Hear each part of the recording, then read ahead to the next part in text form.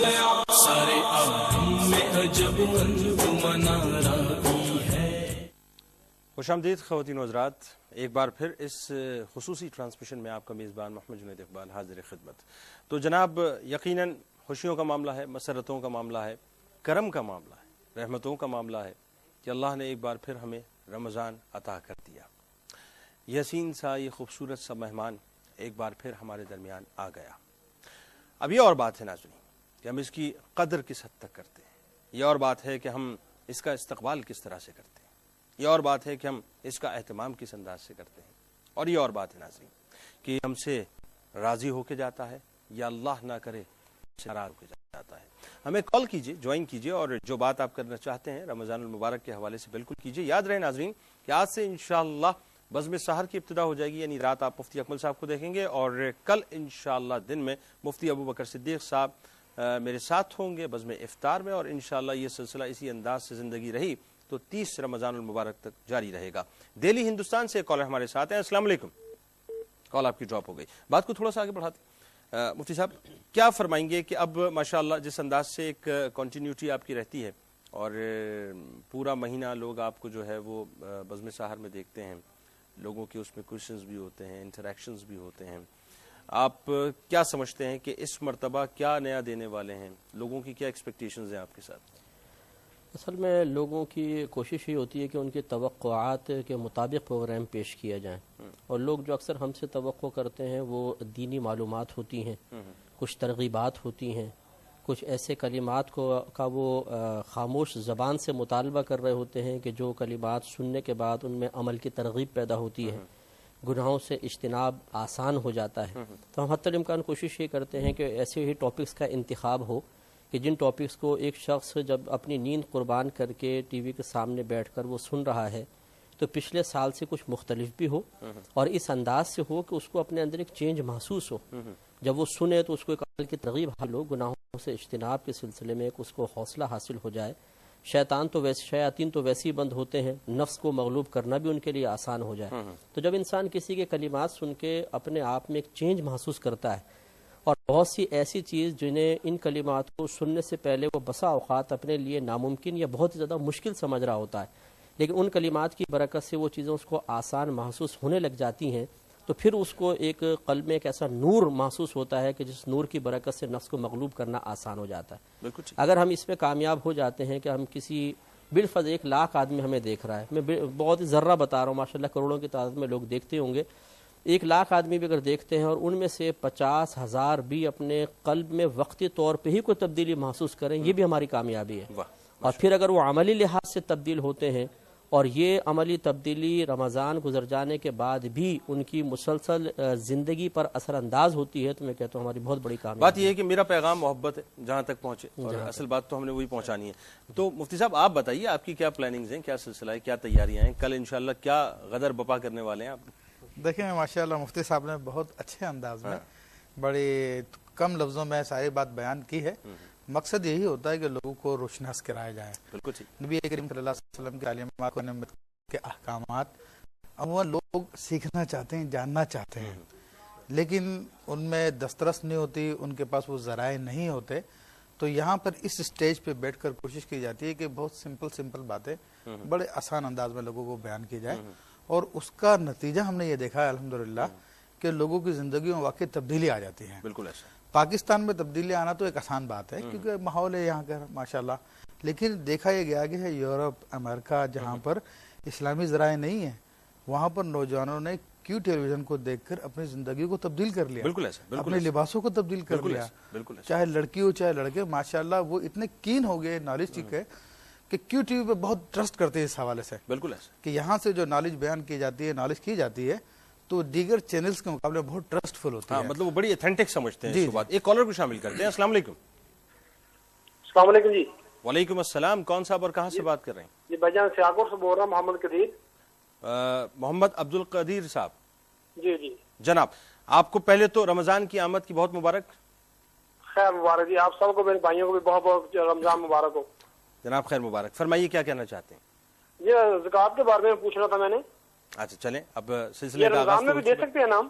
جی رمضان میں بھی زکوٰۃ ہم دے سکتے ہیں؟ رمضان میں بھی دے سکتے ہیں، جی اچھا کوشچن نہیں جی، دیکھیں نا یہ تو تربیت ہے لوگوں کی، کیا فرمائیں گے؟ جی ہاں بالکل، اصل تو مسئلہ یہ ہے کہ زکوٰۃ کی ادائیگی کا تعلق خاص رمضان سے ہی نہیں ہے، بلکہ جب نصاب پر سال کا آغاز ہو جائے، جس اسلامی تاریخ میں ہو، بلکہ جس گھنٹے میں جس وقت میں ہو، محتاط معاملہ یہی ہے کہ اس کو بھی نوٹ کر لیا جائے۔ جب ایک سال بعد وہی تاریخ آئے، وہی وقت آئے، تو سمجھ لیجئے کہ اب اگر شروع اور آخر میں نصاب مکمل ہے تو پھر اس پر زکوٰۃ کا معاملہ ہوتا ہے۔ ہے تو یہ بہت تفصیلی معاملہ ہے، اس میں شارٹ میں عرض کر رہا ہوں۔ تو اس کا معلوم یہ ہوا کہ سال ہو سکتا ہے کہ رمضان سے 2-3 مہینے پہلے ہو، بالکل تو پھر یہ نہیں ہے کہ ہم رمضان کا ہی انتظار کریں، کیونکہ حق غریب تک جتنی جلدی پہنچ جائے بہت ہی بہتر ہے۔ بہت اچھی ہاں یہ ضرور ہے کہ بعض لوگ ایسا کرتے ہیں کہ وہ رمضان میں اس لیے ادا کرنا چاہتے ہیں، جیسے مفتی صاحب نے فرمایا کہ فرض کا ثواب 70 فرائض کے برابر، نوافل کا فرض کے برابر ہو جاتا ہے۔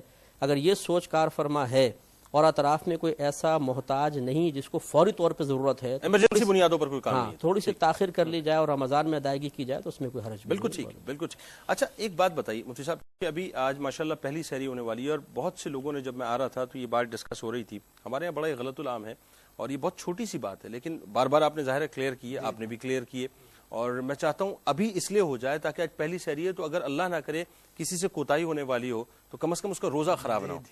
آپ میری اشارے سے سمجھ گئے ہوں گے بات کہ عموماً ہوتا یہ ہے کہ ہم کرتے یہ ہیں کہ صاحب بڑا پرباش ہو کے کھانا کھاتے ہیں، اس کے بعد جناب لسی بھی پی رہے ہیں، اس کے بعد مطلب دہی بھی کھائی جا رہی ہے، لسی بھی پی جا رہی ہے، یا چائے بھی پی جا رہی ہے، پھر آخر میں جو اسموکرز ہیں وہ اسموکنگ بھی کر رہے ہوتے ہیں، اور بیگم کو آواز لگا دیتے ہیں کہ بھائی یاد رکھنا ذرا جیسے ہی مولوی صاحب اذان دیں تو ایک ٹھنڈا گلاس پانی کا لے آنا تاکہ ذرا پیاس بجھ جائے۔ وہ وہاں مولوی صاحب اذان دے رہے ہوتے ہیں، وہاں ٹھنڈا گلاس پانی جو ہے وہ چل رہا ہوتا ہے۔ یہ ذرا سا کنفیوژن کلیئر کریں کہ وہ اذان سے مشروط ہے معاملہ یا اس سے تھوڑا سا پہلے؟ نہیں بالکل، ابھی اس کی باقی ہے، بلکہ وہ آخری دیکھ رہے ہوتے ہیں کہ ابھی 2-4 اور باقی ہیں۔ بہرحال بہت اچھی بات کی طرف ہم نے توجہ دلائی ہے۔ یہ غلط العام ہو گیا مسئلہ، اور بلکہ غلط العوام کہنا چاہیے۔ تو عوام میں یہ مسئلہ غلط ہو گیا، اور بعض لوگ جن کی نالج ناقص ہے وہ سنی سنائے اردو کی کتابیں دیکھ کر وہ پڑھ لیتے ہیں، تو وہ بھی یہ مسئلہ بیان کرتے ہوئے نظر آتے ہیں کہ جناب اذان جب تک ہوتی رہے تو کوئی مسئلہ نہیں ہے۔ مطلب وہ دور جدید کے تو سو کالڈ اسکالرز ہیں، وہ بھی آج کل مطلب اس قسم کی بات جی جی جی بالکل۔ حدیث کریمہ کے مطابق جو ہے وہ روزے کا ٹائم جب یعنی فجر کا ٹائم شروع ہوتا اس وقت ختم ہو جاتے ہیں۔ ٹھیک ہے، ان لوگوں کو جو غلطی ہوئی ہے اس کے حوالے سے میں عرض کر دوں کہ نبی علیہ السلام کے زمانے میں 2 اذانیں ہوا کرتے تھے۔ ٹھیک ہے، ایک تو حضرت عبداللہ ابن مکتوم رضی اللہ تعالیٰ عنہ کو، ایک حضرت بلال کی ہوا کرتے تھے۔ ٹھیک، حضرت بلال رضی اللہ تعالیٰ عنہ سے وہ تہجد کی اذان دیا کرتے تھے، اچھا، تو اس ٹائم لوگ کھاتے پیتے رہتے تھے، ٹھیک ہے، کوئی مسئلہ نہیں تھا۔ ٹھیک ہے، لیکن سیدنا عبداللہ ابن ام مکتوم رضی اللہ تعالیٰ عنہ کی جو اذان ہوا کرتی وہ ٹھیک فجر کی ابتدا میں ہوا کرتی تھی، تو جتنے لوگ تھے وہ اس اذان سے پہلے ختم کر دیا کرتے تھے، لیکن حضرت بلال کی اذان کے دوران کھاتے پیتے رہتے تھے کیونکہ وہ فجر کے وقت تھی۔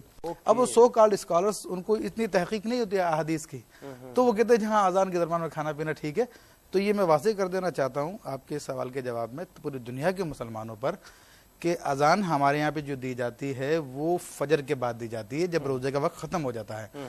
اس کے بعد کسی نے ایک لقمہ بھی کھایا تو اس کا روزہ نہیں ہوگا، اس دن روزہ گیا، روزہ گیا۔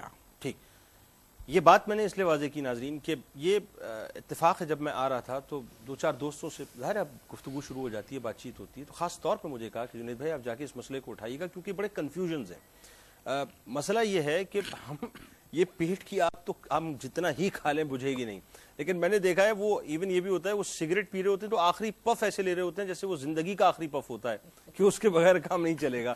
مسئلہ یہ ہے کہ احتیاط کر لیجئے، احتیاط یہی ہے کہ 10 منٹ پہلے کھانا بند کر دیں، 10 منٹ پہلے بیگم صاحبہ کو کہہ دیں بھائی سارا انتظام کر لینا، سب کچھ کر لینا، الرٹ رہنا، ٹھنڈا پانی بھی پی لیں، لسی بھی پی لیں، کولڈ ڈرنک بھی پی لیں، چائے بھی، جو آپ نے کرنا ہے کر لیجئے، لیکن 10 منٹ پہلے کر لیجئے، کیونکہ وہی بات ہے اتنی مشقت کریں اور اس کے بعد کچھ حاصل نہ ہو تو بیکار ہو جاتی ہے بات، اور مفتی صاحب نے ظاہر ہے اس کی پوری وضاحت بھی کر دی۔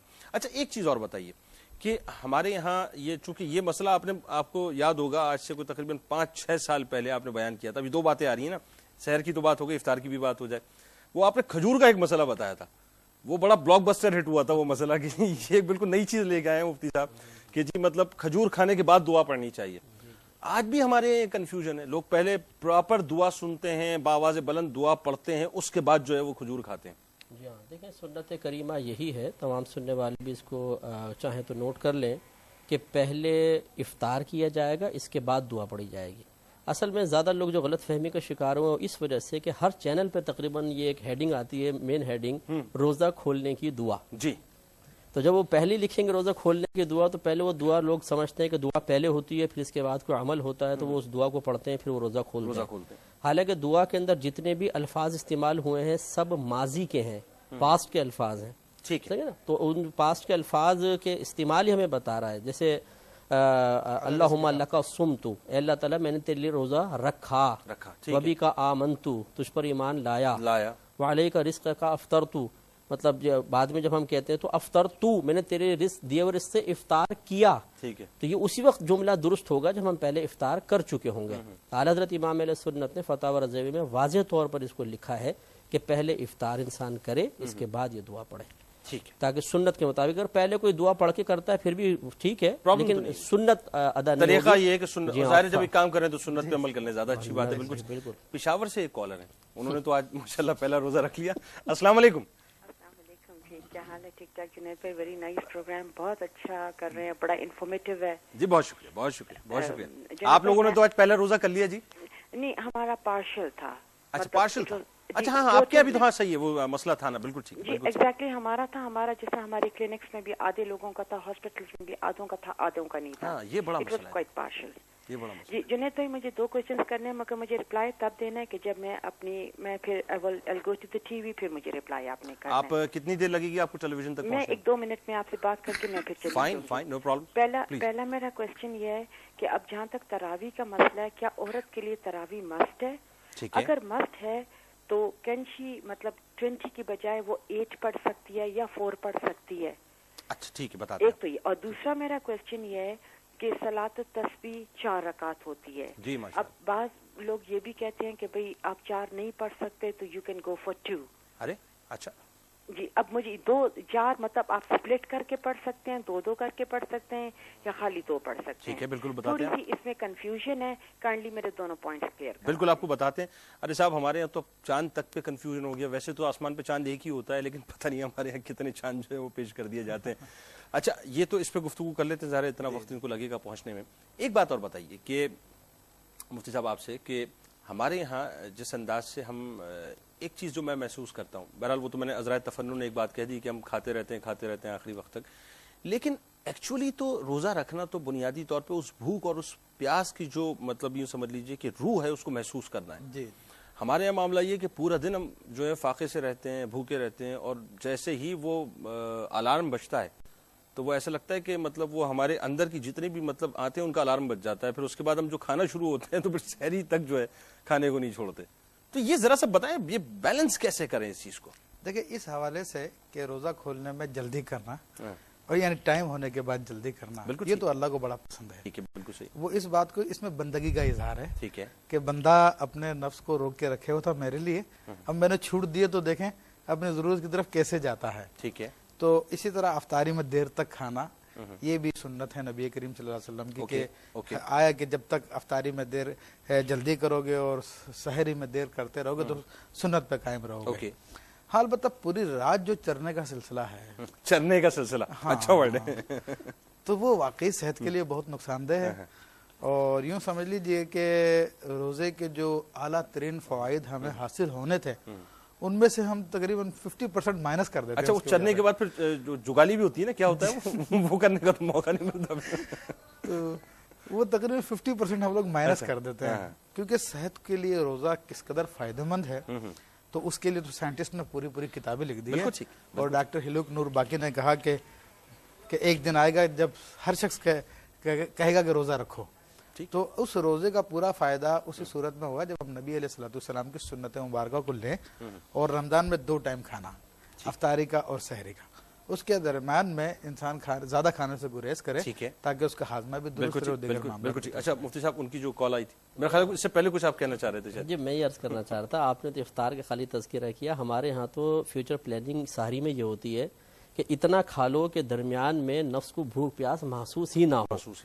اگر کوئی 1 پراٹھا کھاتا تھا تو 3 پر آ جاتا ہے، ایک دودھ کا گلاس پیتا ہے 2 پہ آ جاتا ہے. اچھا پھر فجر پڑھ کے سو گئے، دوپہر میں اٹھے، تھوڑا سا دکان پہ چلے گئے، واپس آ گئے، دوستوں کے پاس بیٹھے شام کو کہتے ہیں یار روزے کو تو پتہ ہی نہیں چلا، پتہ ہی نہیں چلا، آج تو روزے کا پتہ ہی نہیں چلا. اصل میں امت پہ احسان کیا تھا نا، پورا دن سوتے رہے، اس کے بعد چلے گئے نواب صاحب. اور جب افطار ہوتا ہے تو وہی جیسے کہ کوئی دشمن کی فوج سامنے ہے، یعنی نفس پلاننگ بنا رہا ہوتا، سب سے پہلے کھجور کھانی ہے پراپر یہ لگا. جی بالکل لبیک.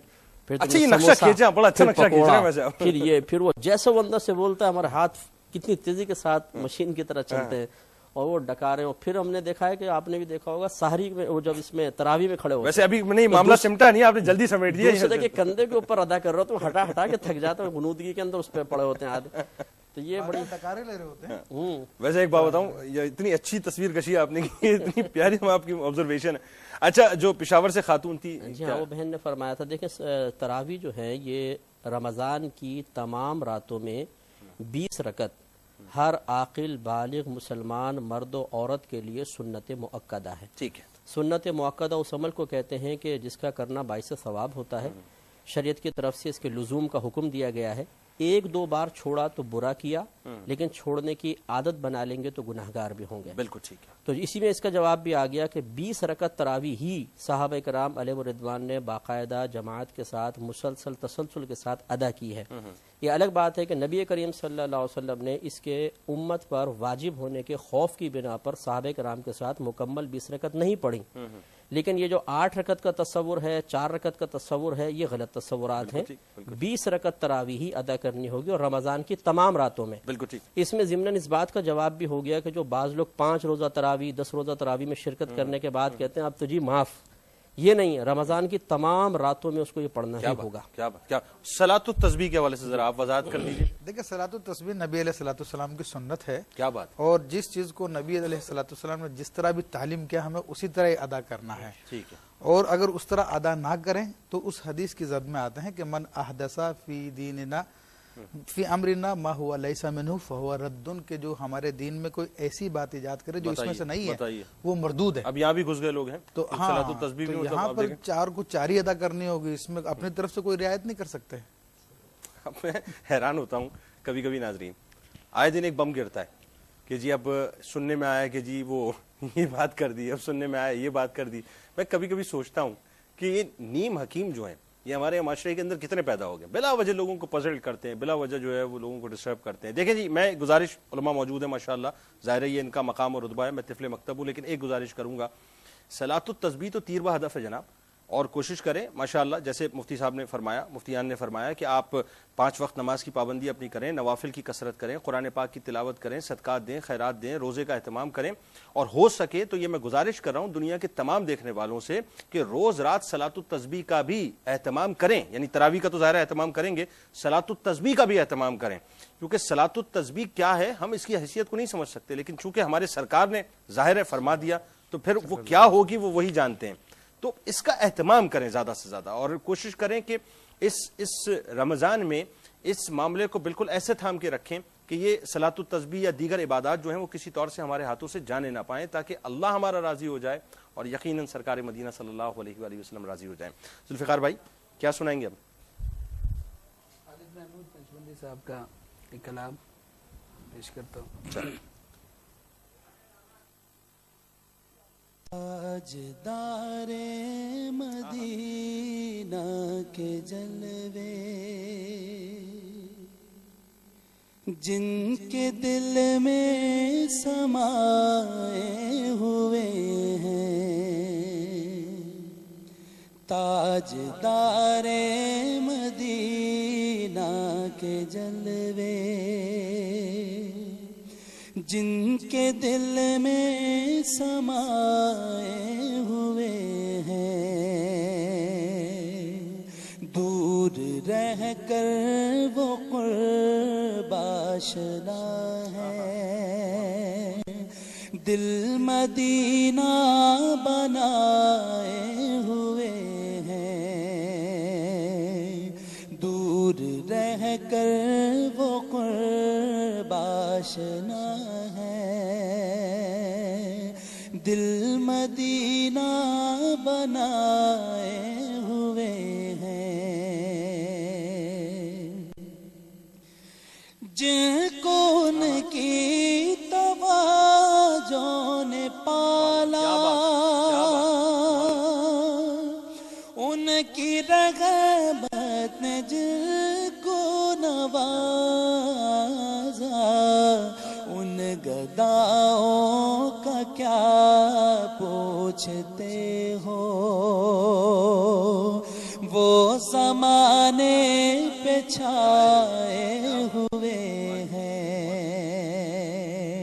ان گداؤں کا کیا پوچھتے ہو، وہ زمانے پہ چھائے ہوئے ہیں۔ 30 پاروں میں جو کچھ لکھا ہے سر بسر سیرت مصطفیٰ ہے، 30 پاروں میں جو کچھ لکھا ہے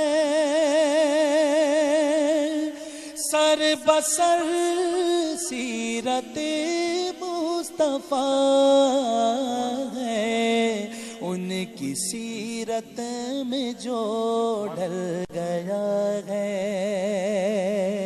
اس پہ رحمت کے سائے ہوئے ہیں، ان کی سیرت میں جو ڈھل گیا ہے اس پہ رحمت کے سائے ہوئے ہیں۔ میری اوقات کچھ بھی نہیں ہے، خود میری ذات کچھ بھی نہیں ہے، میرے سرکار کا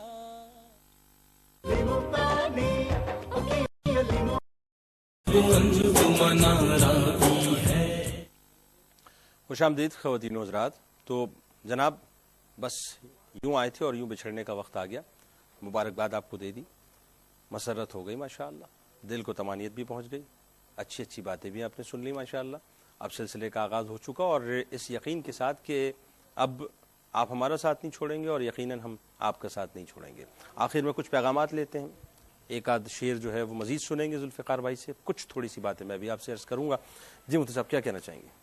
جی بس میں گزارش کروں گا کہ جس طریقے سے مختلف چیزوں کے سیزنز آتے ہیں ایسے بلا مبالغہ رمضان نیکیوں کا سیزن ہے۔ کیا بات ہے۔ اور ہر سیزن میں ہر بزنس مین کچھ اضافی اہتمام کرتا ہے، تو ہمیں بھی چاہیے کہ اس میں کچھ اضافی اہتمام کریں۔ بالکل جیسے کہ آپ نے مشورہ دیا کہ صلاۃ التسبیح کی نماز ہے، اسی طرح میں مشورہ عرض کرتا ہوں کہ جیسے ہم سحری میں اٹھتے ہی ہیں تو 2 رکعت نماز تہجد پڑھ لیں۔ سبحان اللہ، کہ پورے سال اگر توفیق نہیں بھی ملے گی تو کم از کم ہم بروز قیامت یہ کہہ سکتے ہیں کہ یا رب کریم رمضان کی 30 راتوں میں تو تہجد پڑھیے۔ سبحان اللہ۔ اس کے علاوہ مفتی صاحب نے سے ارشاد فرمایا کہ نوافل کی کثرت، قضائے عمری کی کثرت، اور ایک آپ کی بات میں وہ لے لیتا ہوں، یہ جو الٹی سیدھی افواہیں ہیں اسی کے اوپر تاکہ یہ پیغام ایک چلا جائے کہ بعض لوگ یہ کہتے ہیں کہ رمضان کے آخری جمعے میں جمعۃ الوداع میں 4 رکعت نماز اگر نفل جماعت کے ساتھ ادا کر لی جائے قضائے عمری کی نیت سے تو پوری زندگی کی قضا نماز ادا ہو جاتی ہے۔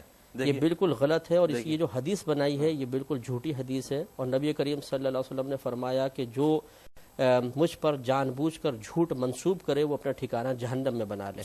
تو اس چیز کا اہتمام نہیں کرنا ہے کہ ایسے الٹے سیدھے میسیجز کر دیں کہ جن کا نہ کوئی سر ہو نہ پیر ہو۔ اچھی طریقے سے علماء کرام سے پہلے معلوم کر کے پھر آپ ضرور اس خدمت میں اگر اپنا وقت صرف کرنا چاہیں تو الگ بات ہے، لیکن اچھی چیزوں کو اختیار کریں اور اس مہینے میں بری چیزوں سے بچنے کی کوشش کریں تو انشاءاللہ کامیاب۔ بالکل ٹھیک، بہت شکریہ۔ اور مفتی صاحب آپ کیا فرمائیں گے؟ مفتی صاحب نے ماشاءاللہ اچھا پیغام دیا، عبادت کی طرف توجہ دلائی۔ یہاں پر میں ایک توجہ دلانا چاہوں گا کہ ہمارے یہاں پہ جو عبادت کا مفہوم آتا ہے، ذہن میں بات آتی ہے تو یا تو مصلی ذہن میں آتا ہے یا تسبیح آتی ہے، اس کے علاوہ ہم کسی اور مصلی ذہن میں آتا ہے تو جائے نماز اور تسبیح ذہن میں آتی ہے، حالانکہ یہی عبادت نہیں ہے۔ عبادت انسانوں کی خدمت بھی ہے۔ کیا بات ہے، واہ واہ۔ ماں باپ بوڑھے ان کی خدمت کرے، ان سے دعائیں لے، اور بھائی بہن کوئی ضرورت مند ہو، کوئی اندھا ہو اس کو راستہ پار کرا دے، واہ جی واہ، سبحان اللہ۔ لوگوں کی خدمت کریں یہ آپ کی نفلی نمازوں سے زیادہ بہتر ہے۔ کیا بات، کیا بات۔ ماں باپ کی خدمت کریں تو فرائض کے بعد سب سے افضل یہی ہے۔ واہ۔ تو ان چیزوں کی طرف ضرور توجہ رکھی جائے, ان کو ساتھ ساتھ چلاتے ہوئے پھر جس قدر بھی نفلی عبادت کر لی جائے, نوافل پڑھ لیا جائے, تسبیحات پڑھ لی جائے, ذکر اللہ کر لیا جائے, قرآن مجید کی تلاوت کر لی جائے. اچھا, وہ جیسے کہ ابھی ہم نے ٹیلی تھون کی تھی 2-3 دن پہلے, سیٹرڈے کو نائٹ, تو وہ خواجہ غریب نواز ویلفیئر ٹرسٹ کے تحت احساس راشن اسکیم کی ابتدا کی ہے کہ 5 سے 8 افراد ایک گھر کے جو ہیں وہ پورے مہینے کا راشن ان کو تقریباً کوئی 30 پاؤنڈز اس کی جو ہے وہ کاسٹ بنتی ہے. وہ بہت ماشاءاللہ کامیاب رہی. تو اگر آپ اس کو انڈورس کر دیں تو میرا خیال ہے یہ بھی ایک سلسلہ ہے کہ اگر ہم اس انداز سے شامل ہو جائیں تو کیا بات ہے. بلا شبہ اس کے اندر میں اتنا کہوں گا کہ وہ حدیث شریف اس کی فضیلت میں آئی ہے کہ جس نے کسی مسلمان کو روزہ افطار کیا صرف 1 گلاس پانی سے, تو اس کے لیے جنت ہے. اس کو تو جو پورے گھر کو کھانا کھلا دے تو اس کا اندازہ ہم کیسے کر سکتے ہیں. کیا بات. آپ دونوں احباب کا بہت شکریہ پروگرام میں آپ تشریف لائے.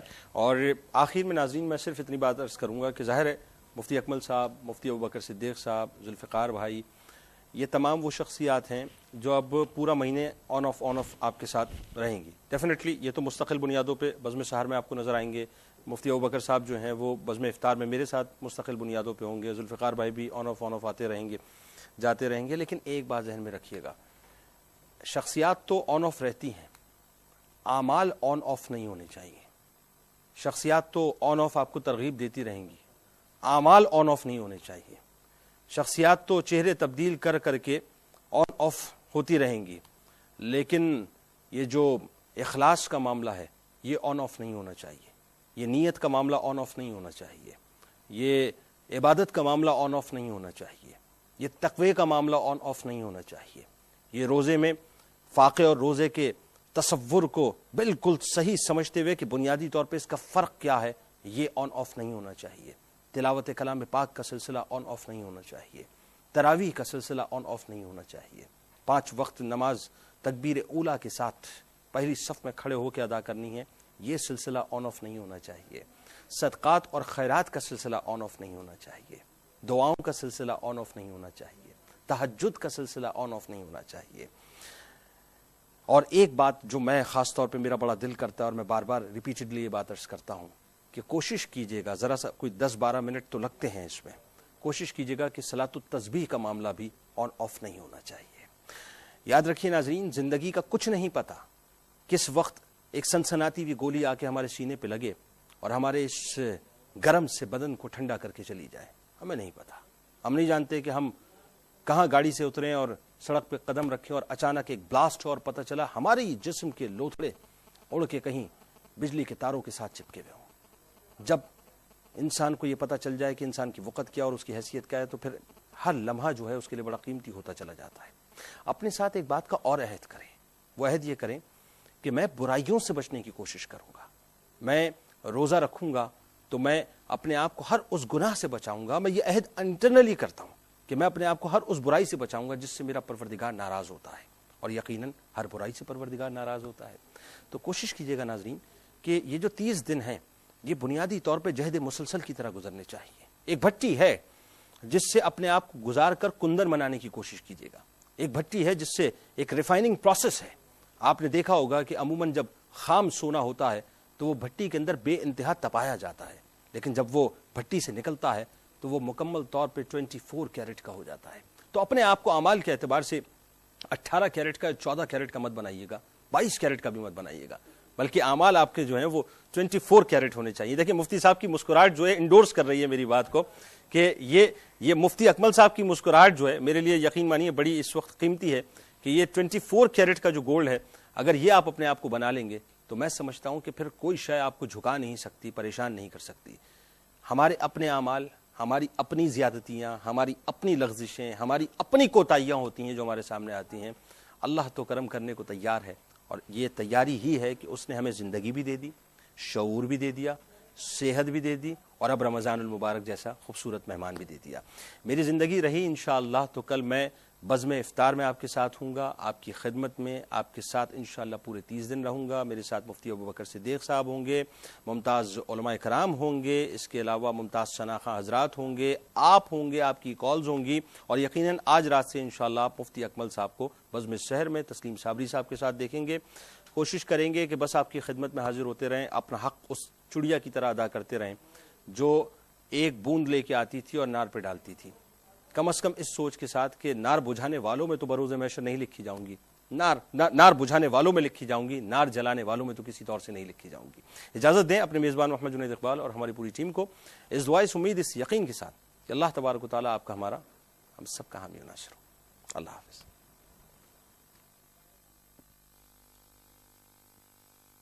دعائیں پوری کر دے یا الہی، دعائیں پوری کر دے یا الہی، دلوں کو سیر کر دے یا الہی، مرادیں پوری کر دے یا الہی، گرفتار مصیبت ہے مسلمان،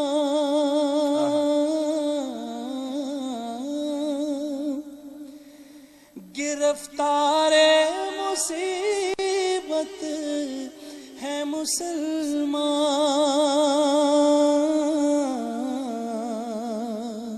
عنایت ہم پہ کر دے یا الہی، عنایت ہم پہ کر دے یا الہی، دعائیں پوری کر دے یا الہی، مسلمان جو ابھی تک سو رہے ہیں، انہیں بیدار کر دے یا الہی، انہیں بیدار کر دے یا الہی، دعائیں پوری کر دے یا الہی، پھنسی ہے بحر غم میں اپنی کشتی،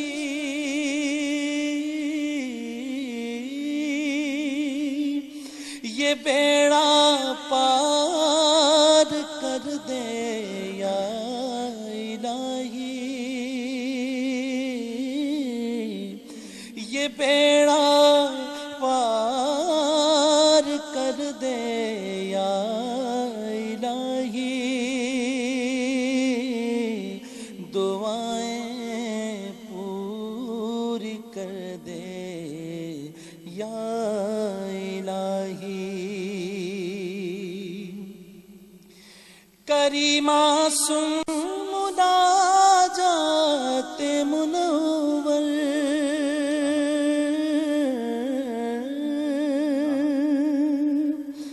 کریمہ سن مناجات منور،